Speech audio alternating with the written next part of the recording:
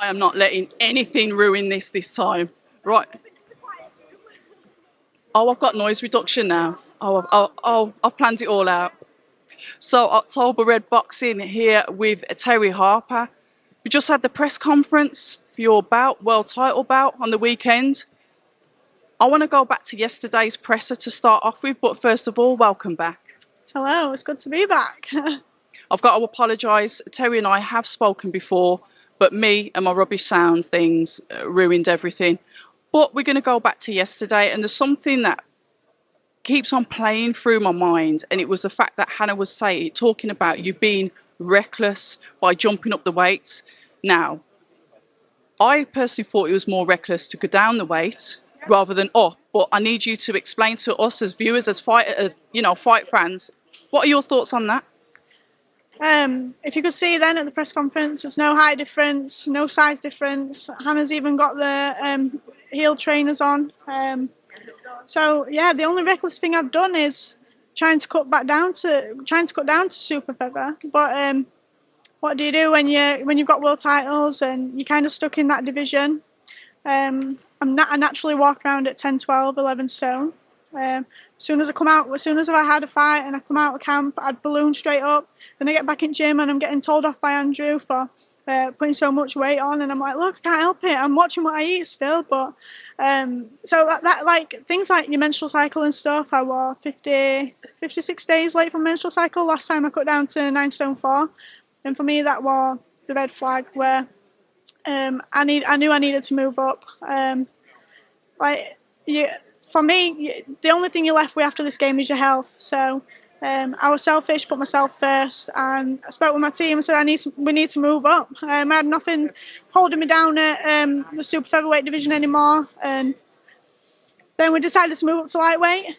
Got back out in March, and I remember feeling fight week feeling so much more comfortable, and really enjoyed the whole week because I wasn't stressing over my weight. And even though it were only £5 difference, it made a huge change to myself, like mentally and physically. And we didn't think we'd be jumping up so many weights now, but the opportunity came, and I feel like I've got the frame to be able to move up and down these weights and be in the big fights, because that's what I want.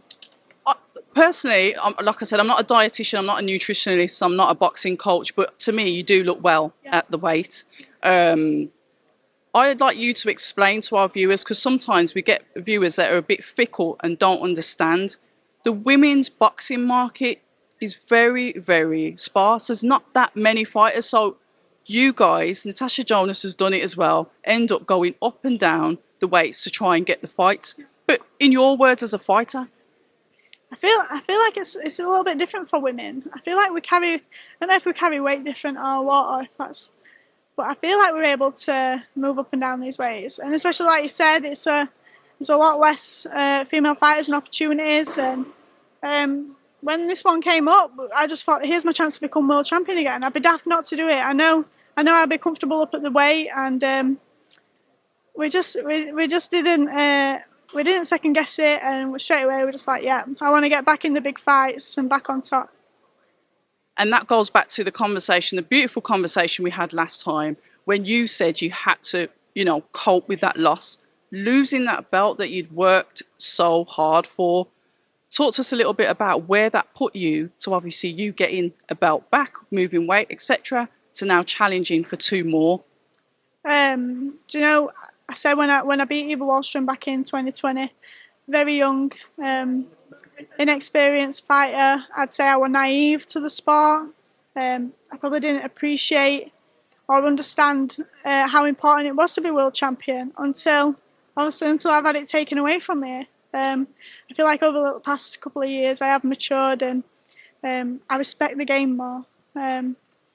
For all them years as world champion, I used to think, God, I'm winging this, and I'm on a lucky streak and stuff. But you can't win that many fights and that many great world class fighters off luck. That's when it started to sink in for me that I'm a great athlete, I'm a great fighter, and I belong at the top, and I belong in these world title fights. You belong at the top, you belong in these world title fights. forget the game plan. But what do you see? I think often people say what someone's weaknesses that you see that you can manipulate. But to me, if you've got to beat someone, you've got to work with their attributes. What do you see as attributes of Hannah Rankin? The weight.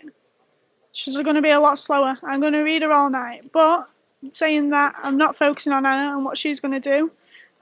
This camp, I've really focused on myself, and I know what our game plan is, what we're going to go out and do. And I've literally, for the first time, I've been visualising the fight over the past couple of weeks, and just focusing on what shots I'm going to be throwing.